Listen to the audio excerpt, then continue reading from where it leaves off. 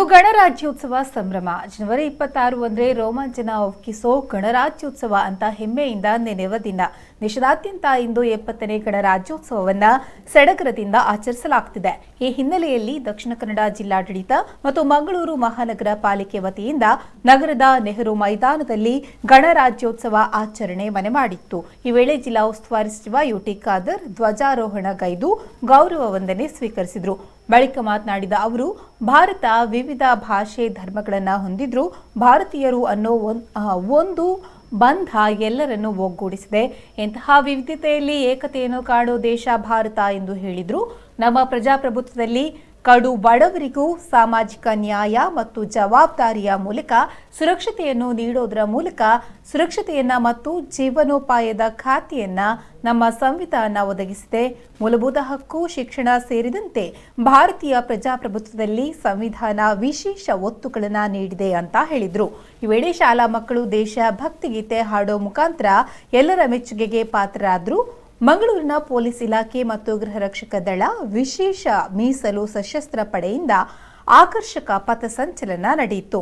ನಂತರ ಮಂಗಳೂರಿನ ವಿವಿಧ ಕಾಲೇಜುಗಳ ಶಾಲಾ ಮಕ್ಕಳು ದೇಶಭಕ್ತಿ ಗೀತೆಗಳಿಗೆ ಹೆಜ್ಜೆ ಹಾಕೋದರ ಮೂಲಕ ಕಾರ್ಯಕ್ರಮಕ್ಕೆ ಮತ್ತಷ್ಟು ಮೆರುಗು ನೀಡಿದ್ರು. ಈ ಸಂದರ್ಭ ಕೇಂದ್ರ ಸಚಿವ ರಮೇಶ್ ಜಿಗಜಿಣಗಿ, ಜಿಲ್ಲಾಧಿಕಾರಿ ಸಸಿಕಾಂತ್ ಸೆಂಥಿಲ್, ಜಿಲ್ಲಾ ಪೊಲೀಸ್ ಅಧಿಕಾರಿ ಟಿ ಸುರೇಶ್, ಮೇಯರ್ ಭಾಸ್ಕರ್ ಮೊಯ್ಲಿ ಸೇರಿದಂತೆ ಮತ್ತಿತರರು ಉಪಸ್ಥಿತರಿದ್ದರು. ಇನ್ನು ದಕ್ಷಿಣ ಕನ್ನಡ ಜಿಲ್ಲಾಡಳಿತ ಮತ್ತು ಮಂಗಳೂರಿನ ಮಹಾನಗರ ಪಾಲಿಕೆ ವತಿಯಿಂದ ಗಣರಾಜ್ಯೋತ್ಸವ ಪ್ರಯುಕ್ತ ಮಂಗಳೂರಿನ ನೆಹರು ಮೈದಾನದಲ್ಲಿ ಸಂಭ್ರಮದ 70ನೇ ಗಣರಾಜ್ಯೋತ್ಸವ ಆಚರಿಸಲಾಯಿತು. ಈ ಸಂದರ್ಭ ನೆಹರು ಮೈದಾನದಲ್ಲಿ ಕಾರ್ ಫೆಸ್ಟಿವಲ್ ಅನ್ನು ಆಯೋಜಿಸಲಾಗಿತ್ತು.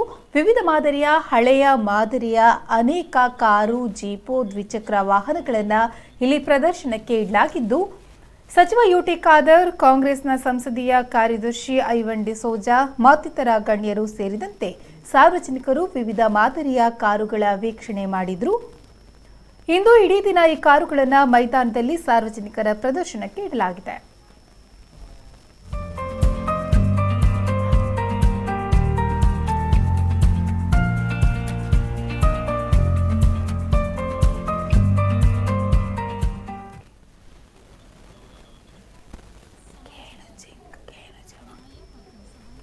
ಪ್ರತಿಪಾದಿಸುತ್ತಿರುವ ಈ ಪಥಸಂಚಲನದಲ್ಲಿ ಎನ್ಸಿಸಿ ಏರ್ವಿನ್ ಜೂನಿಯರ್ ತಂಡವನ್ನು ಮುನ್ನಡೆಸುತ್ತಾ ದೇಶ ಕಟ್ಟುವ ಕೆಲಸದಲ್ಲಿ ನಾವು ಇದ್ದೇವೆ ಎನ್ನುತ್ತಾ ರಸ್ತೆ ಸುರಕ್ಷಾ ಕಾವಲು ಆರ್ಎಸ್ಪಿ ಬಾಲಕಿಯರ ತಂಡದ ನಾಯಕಿ ಮುಲ್ಕಿಯ ವ್ಯಾಸ ಮಹರ್ಷಿ ಶಾಲೆಯ ಸ್ಕೌಟ್ ತಂಡದ ನಾಯಕಿ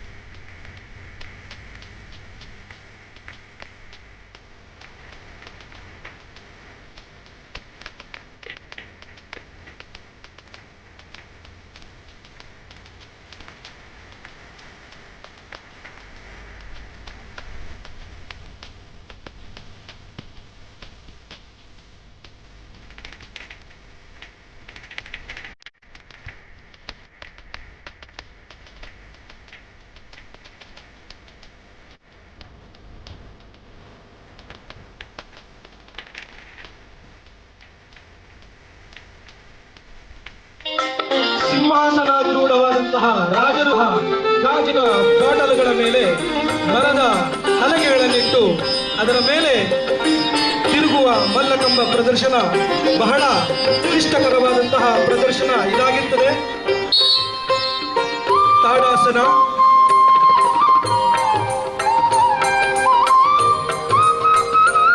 ವಿಶಿಷ್ಟ ರೀತಿಯ ಆಸನಗಳ ಮುಖೇನ ಶಾರದಾ ವಿದ್ಯಾಲಯ ಸಂಸ್ಥೆಗೂ ಅದರ ಮುಖ್ಯಸ್ಥರಿಗೂ